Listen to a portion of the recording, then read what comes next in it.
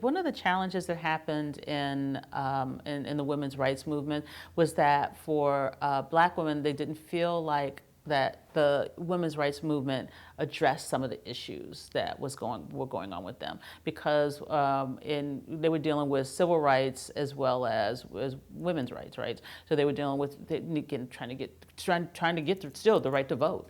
Like in the 1960s, they still couldn't vote. There were poll taxes and poll questions, and that stopped Black people from voting. So they had these other issues, and so sometimes some of these historical figures, Black female figures, are just kind of lost. So I wanted to make sure Vinnette Carroll didn't get lost.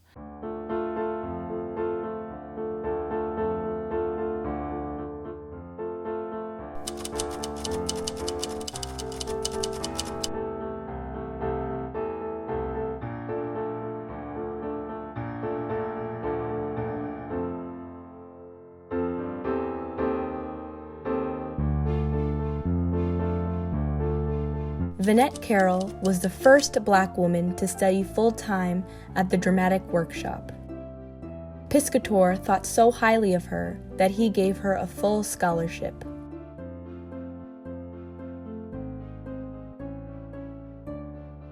I was interested in what the school was doing during and before what we call the civil rights movement in the United States.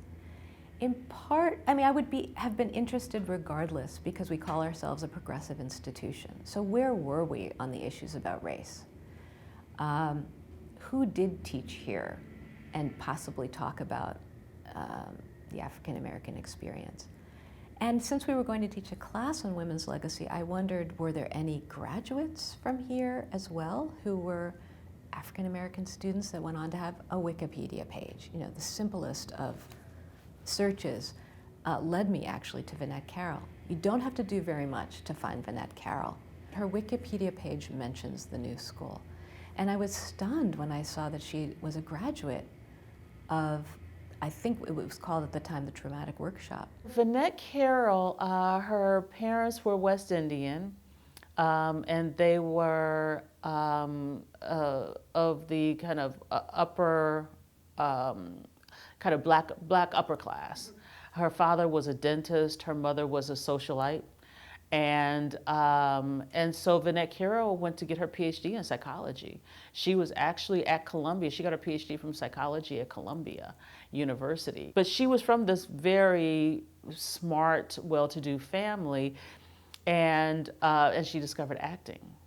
Edward Piscator, she auditioned for the dramatic workshop, and he was so impressed with her, he gave her a full scholarship, making her the first Black woman to be full-time at the new school. And her father was so furious with her, he never forgave her for leaving psychology and going into acting. So it caused a family rift that he never got over it. I mean, they still spoke, but he was always upset with her for her decision, because they were the upper crust, the Black upper crust, and so he was not having it, that she was going to just go be an actress. I mean, anybody could go be an actress. He was, she was brilliant. So he was not amused. But she went on and put all of that brilliance into the work that she was doing.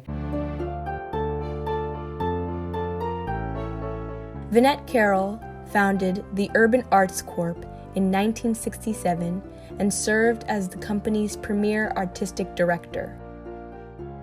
One of UAC's long-term goals was to provide accessible art to Black, Puerto Rican, and culturally underserved urban communities that demonstrated or gave life to the slogan, "Black is beautiful." Her ideology was in the playgrounds, in the schools, in the libraries, everywhere, that you take it off the stage and put it wherever people are, and that it doesn't just stay over here, that you give access to people to theater. And so she was just amazing. So that was Urban Arts Corps. They traveled all over. Yeah, so she was just this amazing woman. And then eventually they started developing projects and professional projects. And one of them was Don't Bother Me, I Can't Cope, Your Arms Are Too Short to Box with God. And Patti LaBelle played the lead in Your Arms Are Too Short to Box with God. She was just amazing. UAC premiered its most successful and enduring musical, Don't Bother Me, I Can't Cope, with music by Mickey Grant in 1972. Carroll became the first Black woman to direct on Broadway and the first Black woman to receive a Tony nomination for Best Direction of this musical. She also, I think, was the first Black woman to direct on the West End in London, on the London stage. She was just this amazing, iconic figure. And the number of people who came through her, she had a program called Urban Arts Corps. And the number of people who came through Urban Arts Corps that we know today as just kind of staples in the kind of Black acting is just unbelievable.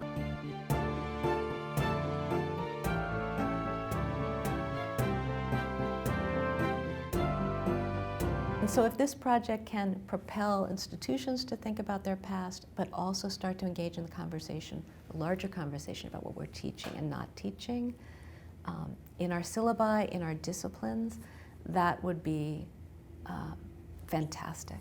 That would move me. When you have different types of people in a room together, it helps you change your mind. And so if you can change your mind about being Black or being white and sitting next to somebody who doesn't look like you, then maybe you can change your mind about a woman who does this, or about a person who has a different gender orientation. Once you can change your mind about someone, about anything, it can help you change your mind about a lot of things. And I think that's the space that this school has helped to foster. Is that it sits in a particular time, because you got to think about it. This was in the 1915 and 1965. We were effectively in apartheid, violent, brutal apartheid. I mean, the whole mass migration from the South in the 30s and 40s was Black people fleeing violence in the South, right?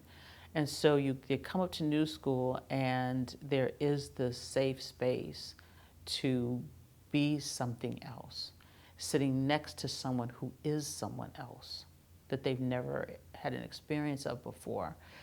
And I think that first 50 years helped solidify that.